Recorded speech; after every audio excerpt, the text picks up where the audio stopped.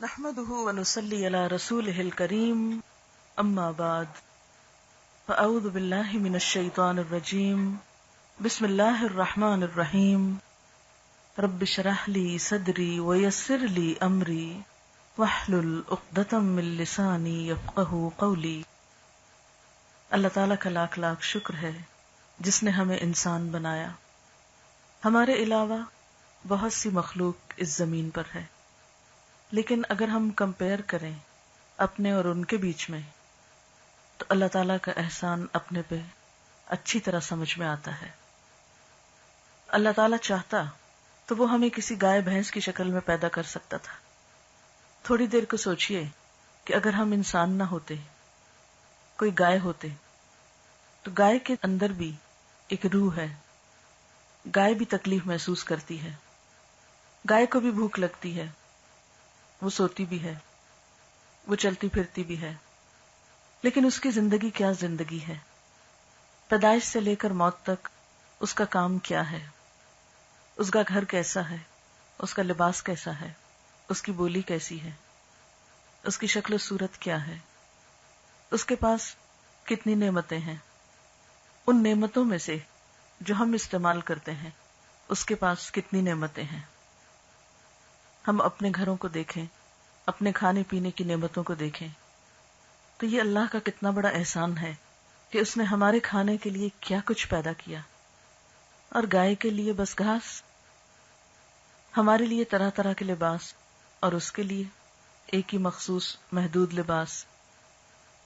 اور پھر آپ دیکھیے کہ اس کا کام کیا ہے، ہمارے لیے دودھ پیدا کرے، ہم اس سے دودھ لیتے ہیں، اس کو کیا دیتے ہیں؟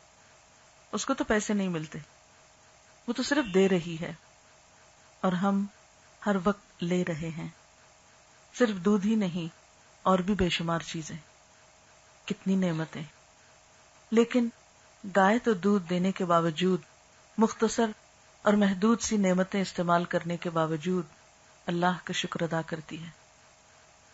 قرآن پاک میں اللہ تعالیٰ تمام مخلوقات کے بارے میں فرماتے ہیں وَإِن مِّن شَيْءٍ إِلَّا يُسَبِّحُ بِحَمْدِهِ وَلَٰكِن لَّا تَفْقَهُونَ تَسْبِيحَهُمْ، کوئی چیز ایسی نہیں کہ جو اس کی تسبیح یعنی اللہ کی تسبیح نہ کر رہی ہو، لیکن تم اس کی تسبیح کو نہیں سمجھتے۔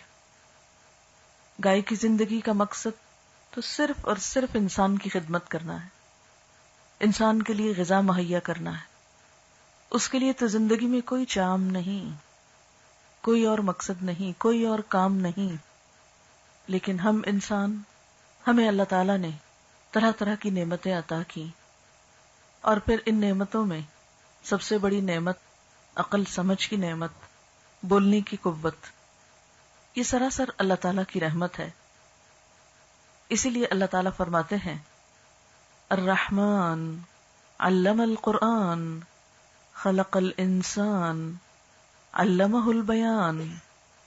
رحمان، جس نے قرآن کی تعلیم دی، جس نے انسان کو پیدا کیا اور اسے بولنا سکھایا، یہ سراسر اللہ کی رحمت ہے کہ اس نے ہمیں قرآن جیسی کتاب دی جس میں زندگی گزارنے کا بہترین طریقہ بتایا، انسان کو بہترین شکل پہ پیدا کیا۔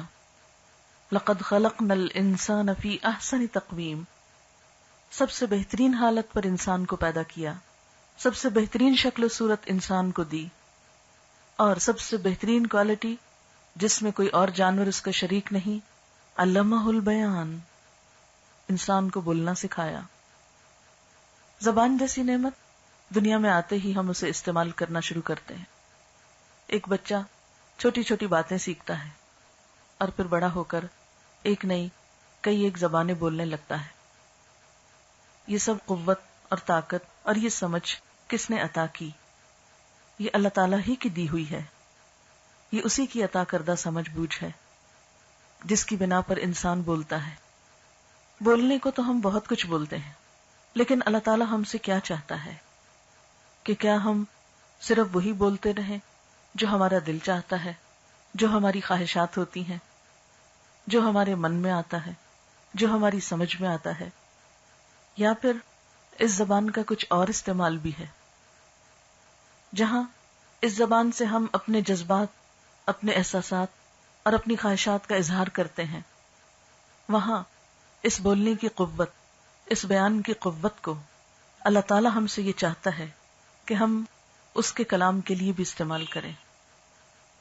اسی لیے مسلمان گھرانوں میں بچہ جب بولنے کی عمر کو، کچھ سمجھ بوجھ کی عمر کو پہنچتا ہے تو ماں باپ کی خواہش اور تمنا ہوتی ہے کہ وہ اللہ کے کلام کو پڑھیں، قرآن پاک کو سیکھیں، اور کیوں نہ سیکھیں، اس لیے کہ یہ کلام اور یہ کتاب ہر کلام سے بہترین ہے۔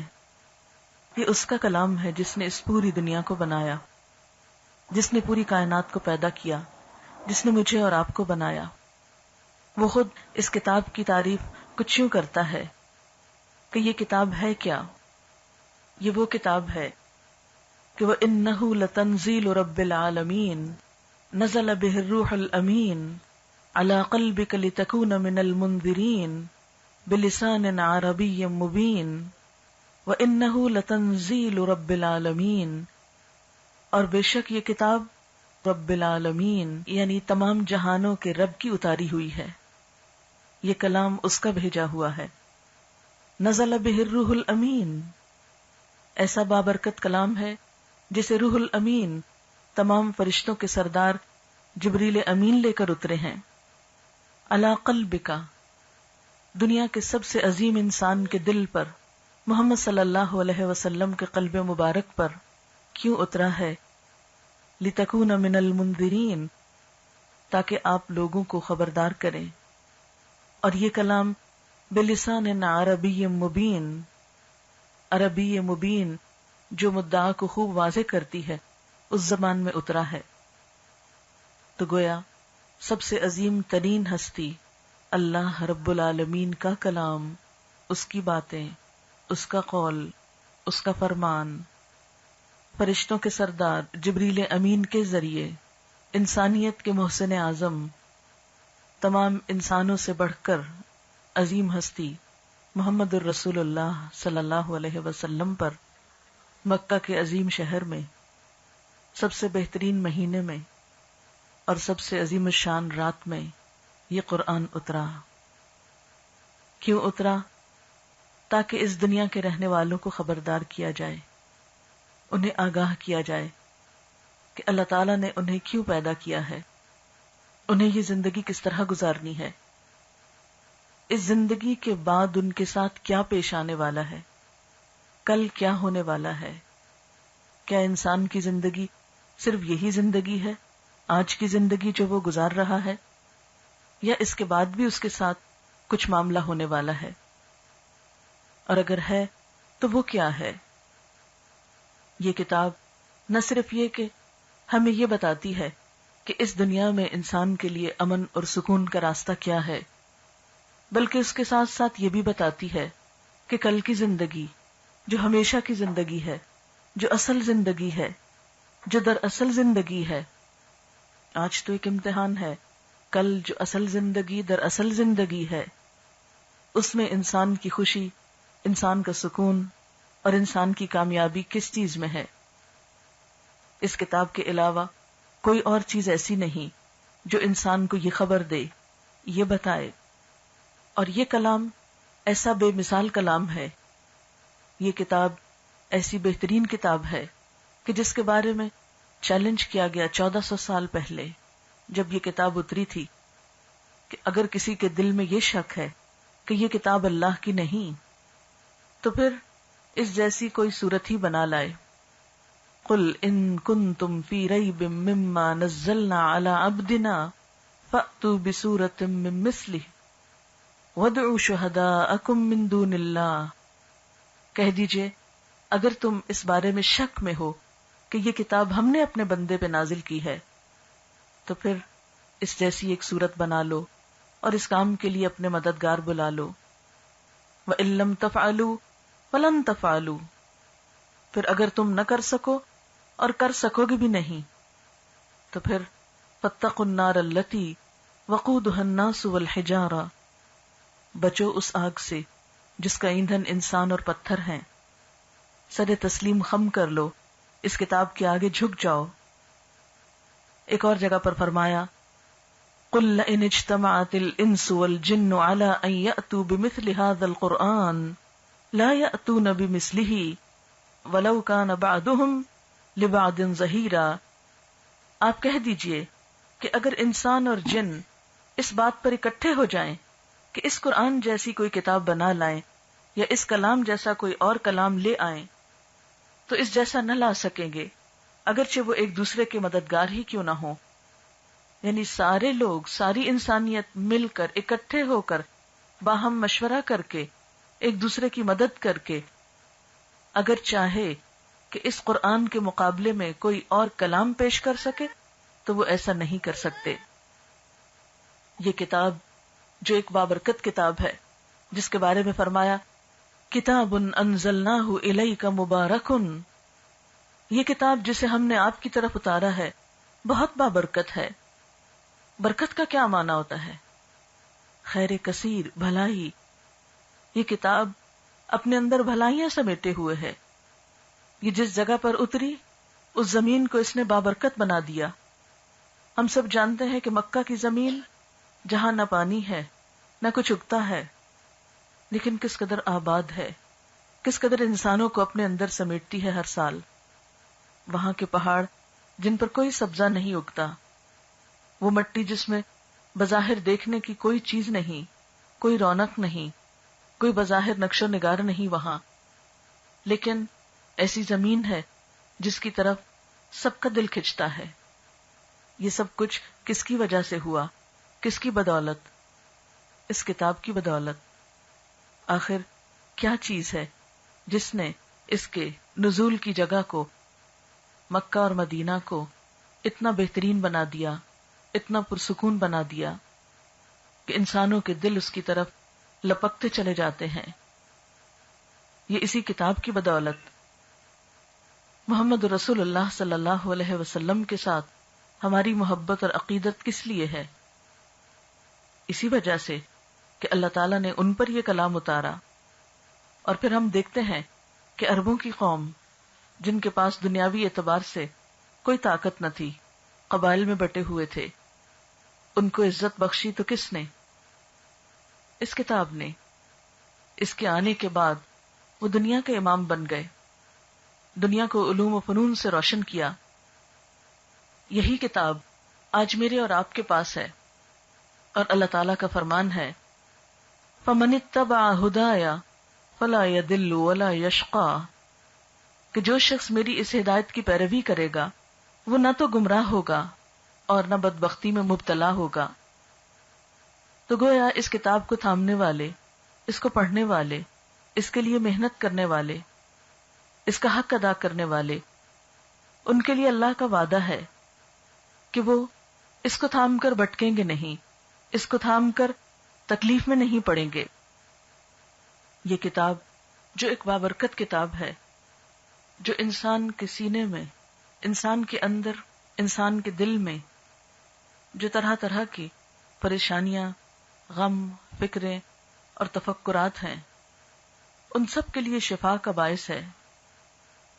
قرآن پاک میں اللہ تعالیٰ فرماتے ہیں یا ایھا الناس، اے لوگو، قد جاءتکم موعظۃ من ربکم، تمہارے پاس تمہارے رب کی طرف سے ایک نصیحت آ چکی ہے، ورحمۃ وشفاء لما فی الصدور، وہ ان بیماریوں کے لیے شفا ہے جو سینوں کے اندر ہیں، جو دلوں کے اندر ہیں، وہدی ورحمۃ للمؤمنین، اور یہ ہدایت کا ذریعہ ہے اور رحمت کا ذریعہ ہے ان لوگوں کے لیے جو ایمان لائے ہوں.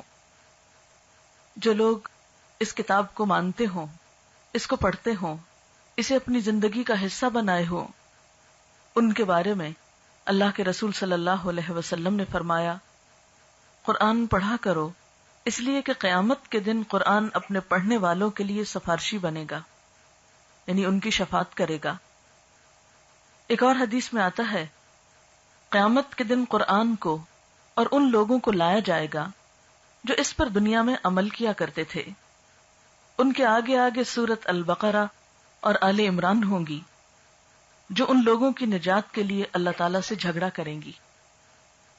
یعنی جو لوگ اس کو پڑھیں گے اور اس پر عمل بھی کریں گے، ان کے لیے قرآن کی 2 بڑی صورتیں البقرہ اور آل عمران اس کے ساتھ ساتھ آگے آگے ہوگی اور اس کی ایک طرح سے حفاظت کریں گی اور اس کے حق میں سفارش کریں گی۔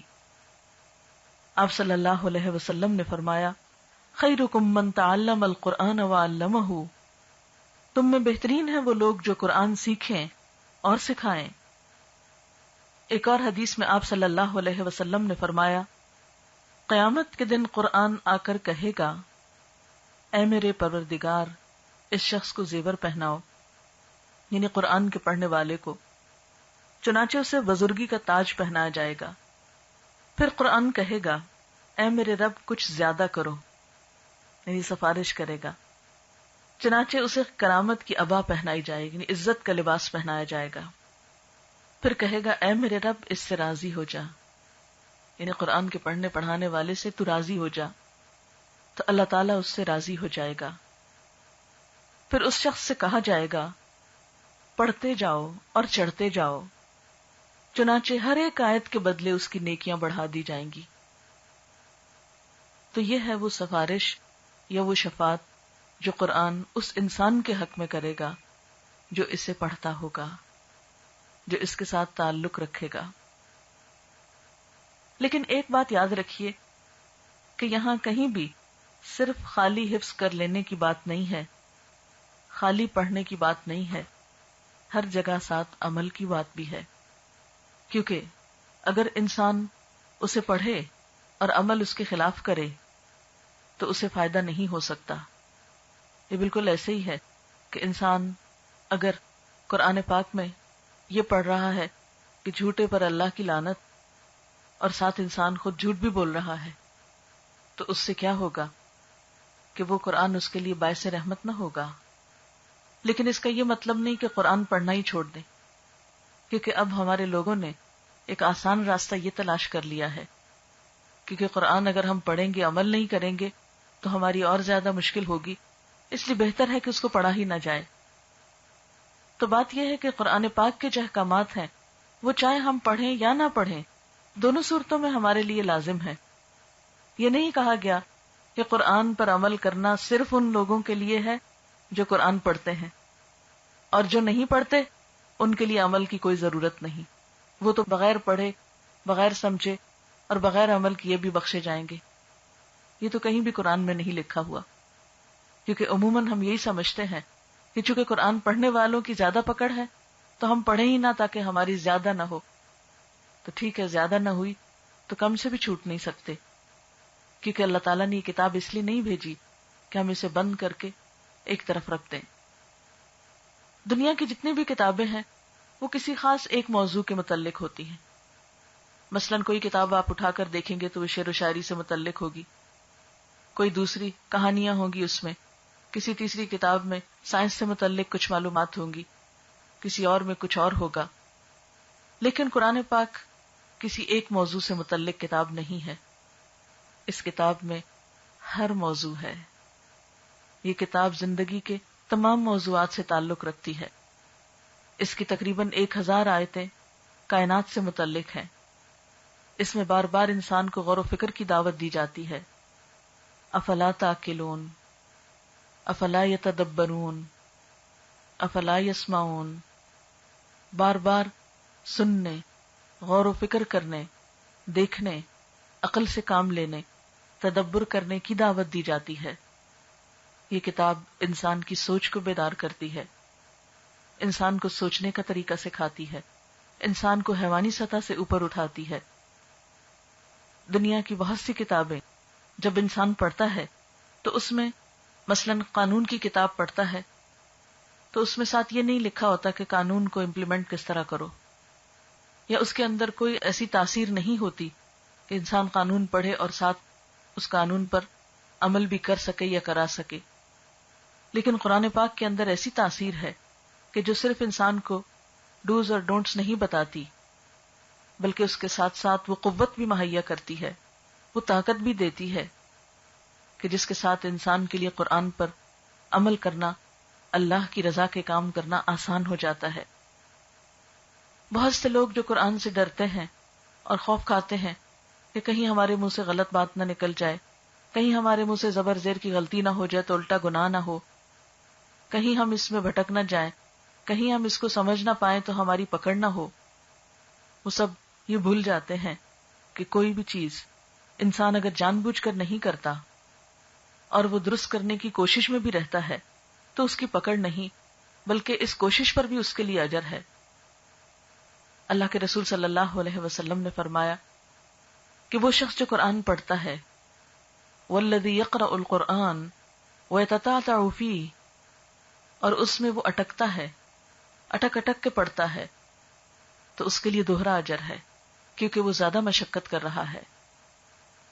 لیکن اگر کوئی شخص اس راستے میں کوشش ہی نہیں کرتا، محنت ہی نہیں کرتا، تو اللہ تعالی کے پاس کیا جواب رکھتا ہے؟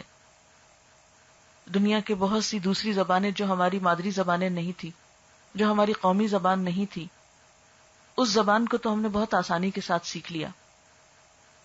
اگر دیکھا جائے تو انگریزی ہمارے باپ دادا کی زبان تو نہیں، وہ تو ہمارے ان آقاؤں کی زبان ہے کہ جنہوں نے 50-52 سال پہلے ہمیں غلام بنا رکھا تھا، جن سے ہم نے اپنا یہ ملک آزاد کرایا تھا، جن سے ہم نے آزادی حاصل کی تھی.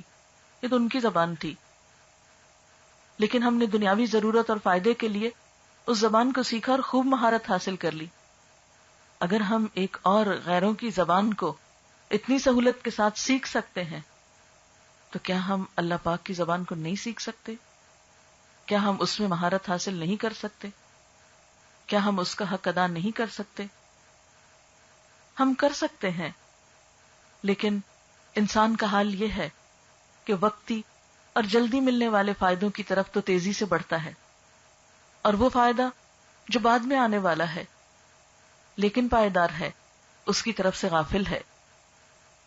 قرآن پاک کو اکیلے اکیلے بھی پڑھنا چاہیے، تنہا بھی پڑھنا چاہیے، لیکن قرآن پاک کو مل کر پڑھنا اور سمجھنا اور اس میں غور و فکر کرنا راحت اور سکون کا سبب ہے. حدیث پاک میں آتا ہے جو لوگ اللہ کے گھروں میں سے کسی گھر میں اکٹھے ہوں، وہ اللہ کی کتاب پڑھیں اور ایک دوسرے کو پڑھائیں تو ان پر اطمینان نازل ہوتا ہے. بہت سے لوگ سکون کی تلاش میں ہوتے ہیں، ان کا دل نہیں لگتا، ڈپریشن کے مریض ہوتے ہیں، خوف کا شکار ہوتے ہیں، ذہنی بے چینی اور پریشانی کا شکار ہوتے ہیں. کیوں ہوتے ہیں؟ بظاہر چھوٹے چھوٹے مسائل اور زندگی کے چھوٹے چھوٹے دکھ ہوتے ہیں جو ان کو بے چین کیے رکھتے ہیں. عموماً لوگ اپنی اس بے چینی کو دور کرنے کے لیے یہ سمجھتے ہیں کہ اگر دنیا کے کچھ مال ان کے ہاتھ آ جائے تو شاید پریشانی دور ہو جائے، یا دنیا کی کچھ خوشنما، کچھ چمکتی دمکتی اور کچھ من پسند چیزیں ان کو مل جائیں تو شاید ان کو خوشیاں مل جائیں. لیکن آپ سب نے تجربہ کیا ہوگا کہ کوئی بھی چیز جس کی ہم خواہش رکھتے ہیں، حسرت کرتے ہیں، جب وہ ہمیں مل جاتی ہے تو اس کا چام ختم ہو جاتا ہے. کون سی ایسی چیز ہے کہ جس کا چام ہمیشہ باقی رہے؟ باقی نہیں رہتا، ہر چیز کا چام ختم ہو جاتا ہے. لیکن اس کے برعکس اللہ کی کتاب ایسی ہے کہ جس کو پڑھتے چلے جائیں تو اس کا چام کبھی بھی ختم نہیں ہوتا، اس کے عجائبات کبھی بھی ختم نہیں ہوتے.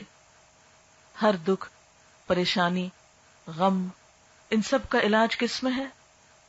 اکٹھے بیٹھ کر قرآن کے پڑھنے پڑھانے میں. کہ جب بھی لوگ اکٹھے ہو کر مل بیٹھیں پھر اللہ کی کتاب پڑھیں اور ایک دوسرے کو پڑھائیں. یعنی اس سے مراد صرف قرآن خوانی کرنا نہیں ہے کہ ہم بیٹھ کر سپارہ سپارہ لے لیں اور صرف انگلی پھیر لیں، یا ایک ادھر سے پڑھ لے اور دوسرا دوسری طرف سے صفحے کو پڑھ لے. یہ وعدہ ان کے لیے ہے کہ جو صرف خود نہیں پڑھیں بلکہ ایک دوسرے کو پڑھائیں. ان پر اطمینان نازل ہوتا ہے، رحمت انہیں ڈھانپ لیتی ہے، فرشتے ان کے گرد گھیرا ڈال لیتے ہیں. یعنی اللہ کی رحمت ایسے لوگوں کو ڈھانپ لیتی ہے. اللہ تعالیٰ ایسے لوگوں کا ذکر ان فرشتوں میں کرتے ہیں جو اس کے پاس موجود ہیں. یعنی ایسی مجلسیں نہ صرف یہ کہ زمین پر بہترین مجلسیں ہیں جہاں لوگ مل کر قرآن سیکھتے سکھاتے ہیں، بلکہ ایسی مجلسوں کا ذکر تو اللہ تعالیٰ کے ہاں ہوتا ہے. فرشتوں کی مجلسوں میں ایسے لوگوں کو یاد کیا جاتا ہے کہ دیکھو زمین کے فلاں حصے پر لوگ اکٹھے بیٹھ کر اللہ کی کتاب پڑھ رہے ہیں۔ حضرت انس رضی اللہ تعالی عنہ فرماتے ہیں کہ صحابہ کرام صبح کی نماز کے بعد حلقہ بنا کر بیٹھ جاتے تھے، قرآن پڑھتے، فرائض اور سنن سیکھتے اور اللہ کو یاد کرتے۔ یعنی صحابہ کرام کا طریقہ کیا تھا؟ فجر کی نماز کے بعد اس کو سیکھنا سکھانا شروع کرتے۔ پھر اسی طرح مساجد میں لوگ جمع ہوتے، اور پھر ایسے لوگوں کے لیے کہ جو جمع ہو کر اللہ کی کتاب کو سیکھتے اور سکھاتے، ان کے لیے اللہ کے ہاں رحمت کے وعدے، اطمینان کے وعدے تھے۔ لیکن ایک بات یاد رہے، ایسا تمام کام قرآن کے پڑھنے اور پڑھانے کا، سیکھنے اور سکھانے کا خالصتاً اللہ کی رضا کے لیے ہونا چاہیے۔ اور پھر اللہ تعالیٰ کا وعدہ یہ ہے کہ جب لوگ قرآن پڑھیں گے یا سکھائیں گے تو ان کی دعائیں بھی قبول ہوں گی۔ قرآن پاک پڑھنے کے بعد خاص طور پر دعا کی جانی چاہیے۔ پھر اسی طرح قرآن پاک کا پڑھنا تلاوت کی غرض سے ہو تو بھی دلوں کے سکون اور اطمینان کا ذریعہ ہے۔ ہر حرف پر 10 نیکیوں کا وعدہ ہے۔ لیکن یاد رکھیے کہ قرآن پاک صرف ثواب کمانے کے لیے نہیں آیا۔ قرآن پاک ہدایت کی کتاب ہے۔ قرآن پاک میں اس کا پہلا تعارف ذالک الکتاب لا ریب فیہ ھدی للمتقین، یہ کتاب جس میں کوئی شک نہیں، تقوی والوں کے لیے، اللہ سے ڈرنے والوں کے لیے ہدایت کا ذریعہ ہے۔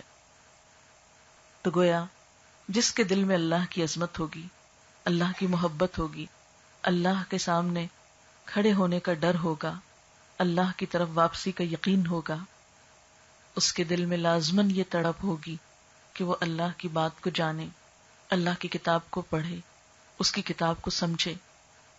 ہاں، وہ دل جو غافل ہے، وہ دل جس میں دنیا کی محبت اللہ کی محبت سے بڑھ کر ہے، ہاں اس کے پاس پھر وقت نہیں ہو سکتا، اس کے پاس فراغت نہیں ہو سکتی کہ وہ اور بہت کچھ پڑھنے کے ساتھ ساتھ اس کتاب کے لیے بھی کچھ وقت نکالے۔ ہم سب اپنے بارے میں سوچیں کہ اللہ تعالیٰ نے ہمیں دن کے جتنے بھی گھنٹے دیے ہیں، ہم اپنے اپنے اوقات کا جائزہ لیں۔ کیا واقعی اس میں کچھ وقت ایسا نہیں کہ جس میں ہم کچھ تلاوت کر سکیں؟ اور اس کا فائدہ بھی اللہ تعالیٰ کو نہیں ہوگا، خود ہم ہی کو ہوگا۔ اس کتاب کے پڑھنے سے جو سکون ملے گا وہ ہمارے ہی طرف پلٹے گا، جو نیکیاں ملیں گی وہ ہم ہی کو ملیں گی، جو مشکلات آسان ہوں گی وہ ہماری ہی ہوں گی۔ اور پھر کیا ہمارے ہفتے میں چند گھنٹے ایسے نہیں، ہماری زندگی میں کچھ مہینے اور سال ایسے نہیں کہ جس میں ہم دوسری ذمہ داریوں سے کچھ نہ کچھ فراغت پا کر اللہ کی کتاب کو سیکھنے سکھانے کے لیے وقت نکال سکیں؟ سوچئے تو صحیح، اگر امت مسلمہ یہ کام نہیں کرے گی، مسلمان ہوتے ہوئے ہم اگر یہ نہیں کریں گے تو پھر کس سے توقع رکھیں گے کہ وہ یہ کام کرے؟ اللہ نے یہ کتاب ہمارے لیے بھیجی، اگر ہم اس کی قدردانی نہیں کرتے تو ہم پھر یہ کام کس کے لیے چھوڑے ہوئے ہیں؟ کون آئے گا جو اسے پڑھے گا، جو اس سے ہدایت پائے گا، جو اس پر عمل کرے گا، اور جو دنیا کے لیے ایک بہترین پرامن مثالی نمونہ بن کر دکھائے گا؟ اسی لیے اللہ تعالیٰ قرآن پاک میں فرماتے ہیں، ان فی ذلک لذکری لمن کان لہ قلب او القی السمع وہو شہید۔ قرآن میں اس شخص کے لیے نصیحت ہے جو دل رکھتا ہو یا خوب متوجہ ہو کر سنے اور اس کا دل بھی حاضر ہو، یعنی جس کا دل حاضر ہو، جس کے دل کے اندر شوق ہو، جو دلچسپی رکھتا ہو۔ اور اگر ہم اس سے دلچسپی نہیں رکھتے، اسے نہیں جاننا چاہتے، اسے نہیں سیکھنا چاہتے، اس سے نہیں تعلق قائم کرنا چاہتے، تو یاد رکھیے قرآن پاک ہی ہمیں بتاتا ہے کہ قیامت کے دن وقال الرسول یا رب ان قوم اتخذوا هذا القرآن مہجورا، رسول اللہ صلی اللہ علیہ وسلم فرمائیں گے قیامت کے دن کہ اے میرے پروردگار، میری قوم نے اس قرآن کو چھوڑ رکھا تھا، بجائے اس کے کہ آپ ہمارے حق میں شفاعت کریں۔ اگر ہم اس کتاب سے تعلق قائم نہیں کرتے تو ہو سکتا ہے کہ آپ خلاف گواہی دیں کہ یا رب، میری اس قوم نے، میری اس امت نے میرے لوگوں نے ہی میری اس کتاب کو چھوڑ دیا تھا۔ رسول اللہ صلی اللہ علیہ وسلم نے یہ بھی فرمایا کہ دین سراسر خیر خواہی کا نام ہے، اللہ سے، اس کی کتاب سے، اس کے رسول سے، مسلمانوں کے اماموں سے اور عام مسلمانوں سے۔ لہذا اس کتاب کے ساتھ ہماری خیر خواہی ہمارے دیندار ہونے کا تقاضا ہے، اور پھر یہی وہ کتاب ہے جو انسان کو سب سے زیادہ درست راستے کی طرف رہنمائی کرتی ہے۔ ان ھذا القرآن یہدی للتی ہی اقوم، یہ قرآن وہ راہ دکھاتی ہے جو سب سے زیادہ درست ہے، جو بالکل ٹھیک ہے، جس پر چل کر انسان کے لیے کوئی پریشانی نہیں، جس کا انجام کامیابی کی طرف جاتا ہے، جو اللہ تعالی کی رضا اور خوشیوں سے انسان کو نوازتی ہے۔ آپ صلی اللہ علیہ وسلم نے فرمایا، قرآن مجید کو ذہن میں محفوظ رکھنے اور یاد کرنے کا اہتمام کرو، کیونکہ قسم ہے اس ذات کی جس کے ہاتھ میں میری جان ہے، یہ ذہن سے نکلنے کے لیے اس طرح بلکہ اس سے بھی زیادہ جلدی کرتا ہے جس طرح بندھے ہوئے اونٹ رسی توڑا کر بھاگنے کی کوشش کرتے ہیں۔ یعنی جو یاد کیا جائے پھر اس کو یاد رکھا بھی جائے، کیونکہ اگر یاد رکھا نہیں جائے گا تو بہت جلد بھول جائے گا۔ آپ صلی اللہ علیہ وسلم نے فرمایا، قرآن یاد کرنے والے کی مثال اس شخص کی سی ہے جس کے پاس بندھے ہوئے اونٹ ہوں، اگر وہ ان کی حفاظت کی فکر کرے گا تو وہ اس کے پاس رہیں گے، اور اگر انہیں چھوڑ دے گا تو وہ بھاگ جائیں گے۔ تو آپ سوچئے کہ اونٹ انسان کی دولت ہیں، اگر انسان ان کی حفاظت نہیں کرے گا تو وہ چلے جائیں گے۔ عید کے موقع پہ آپ جیسے بکرا لاتے ہیں تو کتنی فکر ہوتی ہے کہ بکرا ہے، کہیں چھٹ تو نہیں گیا، کہیں نکل تو نہیں گیا، کہیں اس کو کوئی نقصان تو نہیں ہو گیا۔ تو بالکل اسی طرح قرآن ایک بہت بڑی دولت ہے، جو اس کو یاد کرے پھر اسے چاہیے کہ اسے یاد بھی رکھے، اور اسی طرح قرآن پاک کو خوبصورت آواز میں پڑھنے کی کوشش کرنی چاہیے۔ ہم بہت سی شعر و شاعری اور بہت سا اور کلام خوبصورت کر کے پڑھتے ہیں، لیکن کیا اللہ کا کلام اس لائق نہیں کہ اس کے لیے محنت کی جائے اور خوبصورت انداز اختیار کیا جائے پڑھنے کو؟ آپ صلی اللہ علیہ وسلم نے فرمایا، قرآن مجید کو اپنی آوازوں سے مزین کرو، یعنی خوبصورت بناؤ۔ آپ نے یہ بھی فرمایا، قرآن کو اپنی آوازوں کے ذریعے حسین بناؤ، کیونکہ اچھی آواز قرآن کے حسن میں اضافہ کرتی ہے۔ یعنی قرآن پاک تو بذات خود بہت خوبصورت کتاب ہے، لیکن اچھی طرح پڑھنا اس کو اور خوبصورت بنا دیتا ہے۔ اللہ تعالیٰ فرماتے ہیں، ان الذین یتلون کتاب اللہ، یقیناً وہ لوگ جو اللہ کی کتاب کی تلاوت کرتے ہیں، اس کو پڑھتے ہیں، وَأَقَامُوا الصَّلَاةَ اور نماز قائم کرتے ہیں، وَأَنفَقُوا مِمَّا رَزَقْنَاهُمْ اور اس میں سے خرچ کرتے ہیں جو ہم نے ان کو بطور رزق دیا، سرًا وعلانیہ چھپا کے بھی، اعلانیہ طور پر بھی، یرجون تجارتا لن تبور وہ ایسی تجارت کی امید رکھتے ہیں جو کبھی بھی ناکام نہیں ہوگی، جس میں کوئی خسارہ نہ ہوگا، لیوفیہم اجورہم ویزیدہم من فضلی تاکہ وہ انہیں ان کے اجر دے، یعنی ان کی محنت کا پھل ان کو عطا کرے اور اپنے فضل سے اور زیادہ بھی دے، انہ غفور شکور بے شک وہ بخشنے والا بھی ہے، قدردان بھی ہے۔ تو یہ کیسے ہو سکتا ہے کہ کوئی شخص اللہ کی کتاب کے ساتھ محنت کرے اور پھر اس کی قدردانی نہ ہو؟ اللہ تعالی ہم سب کو اس کے پڑھنے پڑھانے کی توفیق عطا فرمائے، اور اللہ تعالیٰ اپنے ان وعدوں کو ہمارے لیے پورا کرے۔ فمن اتبع ہدایا فلا یضل ولا یشقی، کہ جو میری ہدایت کی پیروی کرے گا نہ وہ بھٹکے گا نہ بدبخت ہوگا۔ وآخر دعوانا ان الحمد للہ رب العالمین۔ دعا کر لیجیے۔ سبحان اللہ والحمد للہ ولا الہ الا اللہ واللہ اکبر ولا حول ولا قوة الا باللہ العلی العظیم۔ اللہم صل علی محمد وعلی آل محمد کما صلیت علی ابراہیم وعلی آل ابراہیم انک حمید مجید۔ اللہم بارک علی محمد وعلی آل محمد كما باركت على إبراهيم وعلى آل إبراهيم إنك حميد مجيد. ربنا آتنا في الدنيا حسنة وفي الآخرة حسنة وقنا عذاب النار. ربنا لا تزغ قلوبنا بعد إذ هديتنا وهب لنا من لدنك رحمة إنك أنت الوهاب. ربنا هب لنا من أزواجنا وذرياتنا قرة أعين وجعلنا للمتقین اماما. یا اللہ پاک، جو کچھ ہم نے پڑھا ہے تو اپنی رحمت سے اسے قبول فرما. یا اللہ، اگر کوئی بات ایسی زبان سے نکلی ہو جو آپ کو پسند نہ آئی ہو تو ہم سب کو اس سے دور کر دے، اور جو باتیں تیری مرضی کے مطابق ہوئی ہیں ہمیں اس پر عمل کی توفیق عطا فرما. یا اللہ، قرآن کو ہمارے سینوں کا نور، ہمارے دلوں کی بہار بنا دے، ہمارے غموں اور دکھوں کو دور کرنے کا ذریعہ بنا دے، ہمارے دلوں کو قرآن سے روشن کر دے. یا اللہ، اس دنیا میں بھی اور آخرت میں بھی قرآن کو ہمارا ساتھی بنا، ہماری قبروں کو اس قرآن سے روشن کر دینا. قیامت کے دن یہ کتاب ہمارے حق میں سفارش کرے. یا رب العالمین، ہمیں اس سے محبت عطا کر اور اسے ہماری شفاعت کرنے والا بنا. یا رب العالمین، ہمارے بچوں کو دنیا اور آخرت کی کامیابی عطا فرما. یا اللہ، ہمارے والدین پر اپنی رحمت فرما.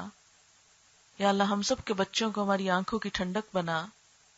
یا اللہ، تو ہم سب پر اپنی رحمتوں کا سایہ کر. یا اللہ، مسلمانوں کے دلوں کو باہم جوڑ دے. یا اللہ، ہمارے ملک میں امن و امان پیدا فرما. یا اللہ، اس وقت اسلامی دنیا پر جو مشکل وقت ہے، جو تکلیف کا وقت ہے، تو ہم سب کی مدد فرما.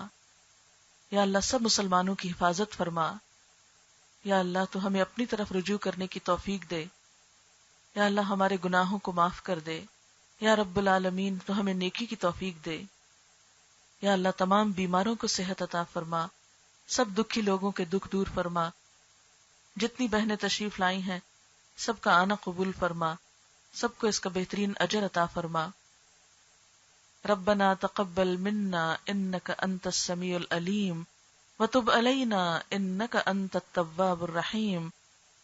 وصلی اللہ تعالی علی خیر خلقہ محمد وعلی آلہ واصحابہ واہل بیتہ اجمعین برحمتک یا ارحم الراحمین. الہی آمین. السلام علیکم ورحمۃ اللہ.